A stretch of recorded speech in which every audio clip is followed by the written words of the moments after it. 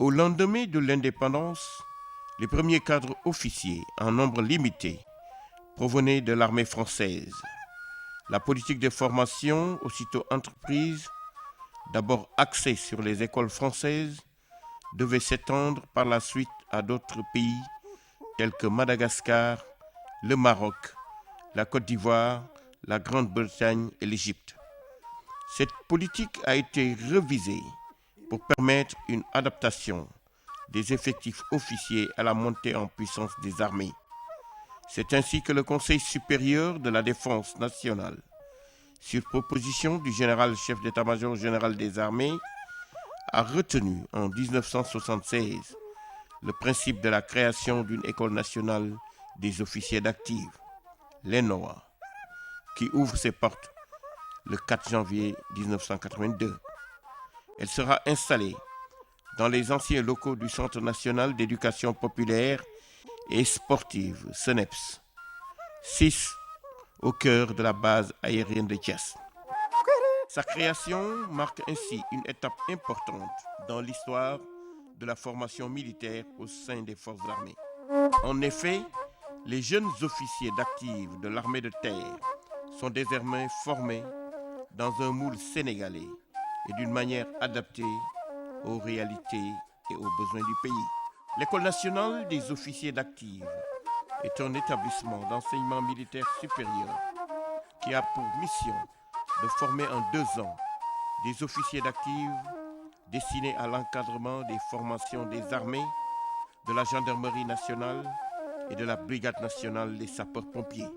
Elle participe également au perfectionnement des officiers en cours de carrière et à la formation des officiers de réserve. L'ENOA recrute uniquement par voie de concours.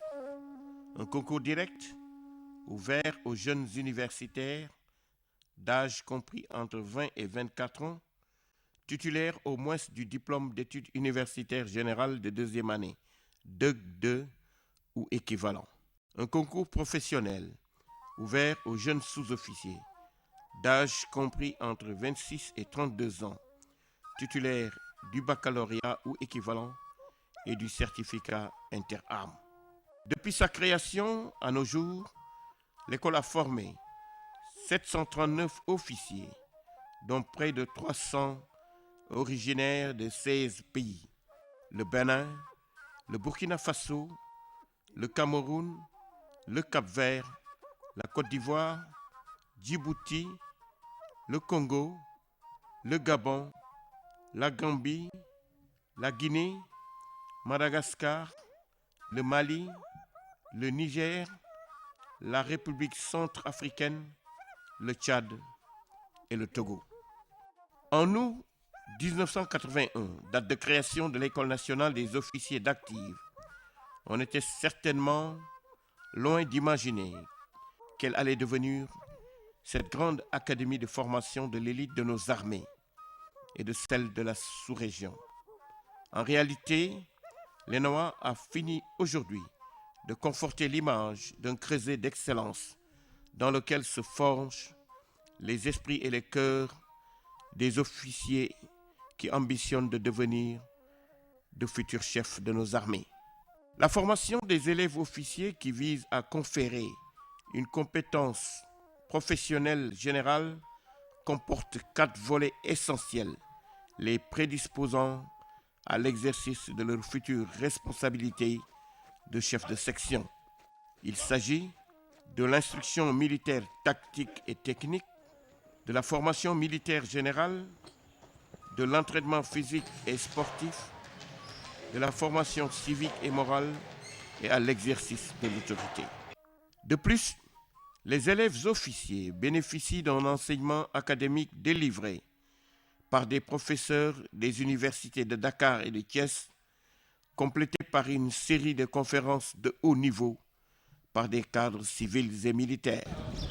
En plus de cette formation très exigeante, la vie de l'élève officier est jalonnée d'intenses activités académiques de formation au métier d'officier, dont le stage parachutiste avec délivrance de brevets parachutistes, le stage nautique et commando avec délivrance d'un brevet de moniteur commando, le stage de conduite avec obtention du permis de conduire de véhicules légers, la vie en campagne et le stage de tir aux armes lourdes à Dodji, le stage de mise en œuvre des explosifs avec délivrance d'une attestation de mise en œuvre des explosifs, le stage d'équitation et de secourisme, le stage d'immersion en corps de troupe, le stage d'application pédagogique au centre d'instruction de Dakar-Bango.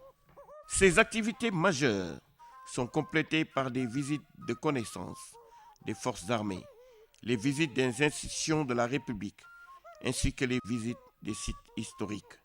Aussi, pour atteindre les objectifs visés par le programme de formation, l'ENOA dispose d'infrastructures pédagogiques modernes et fonctionnelles. La formation à l'ENOA s'appuie sur de très fortes traditions qui, au-delà de leur rituel et de leur symbolique, constituent le ciment de la cohésion et le lien ombilical entre promotions. En effet, les traditions de l'ENOA constituent à la fois l'âme de l'école et un support fondamental de la formation. Elles relèvent à la fois de l'éthique, du style et du rayonnement de l'école, puisant leurs composantes dans notre civilisation négro-africaine. Elles marquent l'intégration des élèves officiers dans la communauté militaire et visent à tremper les âmes et à marquer les consciences à l'art militaire. Elle recouvre de nombreux rites et activités parmi lesquelles l'initiation, la présentation au drapeau, le baptême de promotion, la remise des attributs, le parrainage, le voyage d'études et la remise du flambeau. L'initiation est placée sous l'autorité du commandant de l'ENOA appelé Keletigui, grand maître et gardien des traditions. Il est secondé par un officier dépositaire des traditions appelé coach. Dans le cadre de la conduite de l'initiation, les élèves de deuxième année ou Selbé élisent un NEC ou carré composé de 5 membres chargés de diriger les activités initiatiques et d'animer la vie de la promotion pendant et au-delà du séjour à l'école. L'objectif de l'initiation est multiple. Support de l'instruction militaire de base, elle raffermit la vocation d'officier et développe l'esprit de groupe, l'humilité, le respect de l'ancien et l'imagination créatrice. La formation des élèves officiers prend fin à la cérémonie de remise des épaulettes de sous-lieutenant. Le soir du sacre se déroule une cérémonie plus intime, au cours de laquelle chaque élève sortant, désormais nommé Djambar, reçoit de son parrain de 20 ans un bracelet en argent massif. Ce bracelet est frappé de l'emblème de l'école, le nom du Djambar étant gravé dans le revers. Quant à la symbolique de l'ENOA, elle est constituée par son drapeau, jadis enseigne de ralliement, aujourd'hui symbole de la nation, des grandes vertus militaires et des hauts faits d'armes. Le Djambar qui veille majestueusement sur la cour de la devise en face du sanctuaire dédié à la mémoire qui est composé de 2 cases. L'emblème de l'école qui entrelace dans un même idéogramme la lettre grecque phi, comprise dans son sens le plus noble, autrement dit le goût du savoir et de la sagesse, et une flèche représentant l'une des premières armes, symbolisant également la force et la droiture. Aussi, sous couvert du principe de continuité, la perpétuation de la mémoire de l'ENOA constitue un enjeu éthique, fonctionnel et identitaire de l'école. En fait, au-delà du rituel et de la symbolique, les traditions doivent constituer le ciment de la cohésion et le lien ombilical entre promotions. Dans cet esprit, l'âme de l'école doit être entretenue et redynamisée par quelques symboles unificateurs telles que la sacralisation du souvenir et du devoir de mémoire.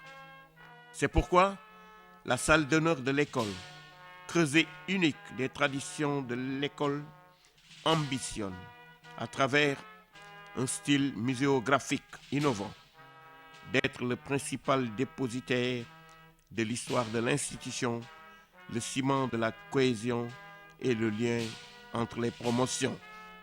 L'ENOA se présente aujourd'hui comme un véritable pôle d'intégration africaine et de coopération militaire régionale et internationale, du fait de la constance, de la confiance des pays amis du Sénégal qui continuent à lui confier la formation de leurs officiers.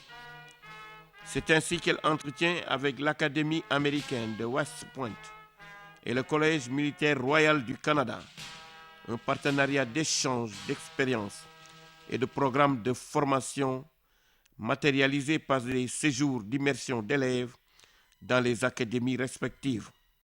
L'ENOA organise également des séminaires de formation civique ou militaire au profit d'universités et instituts d'enseignement supérieur. En définitive, en plus d'être le principal creuset de formation de l'élite de nos armées, l'ENOA reste un pôle moderne de formation militaire qui rayonne aussi bien en Afrique que dans le monde. Sous ce rapport, elle constitue un exemple de réussite et de fierté nationale.